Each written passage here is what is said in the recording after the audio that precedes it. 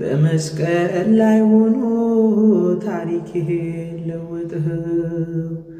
አስበኝ ስላልኩት በኋላ ስትመጣ ገነትን ለማየት የመጀመሪያው ሰው ሆንኩኝ ባህል እጣሃ። አቤት ፍቅሩ የእግዚአብሔር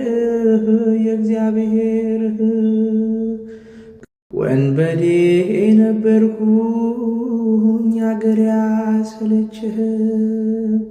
በመስቀል ላይ ሆኖ ታሪክህን ለወጥኸው። አስበኝ ስላልኩት በኋላ ስትመጣ ገነትን ለማየት የመጀመሪያው ሰው ሆንኩኝ ባህል እጣሃ።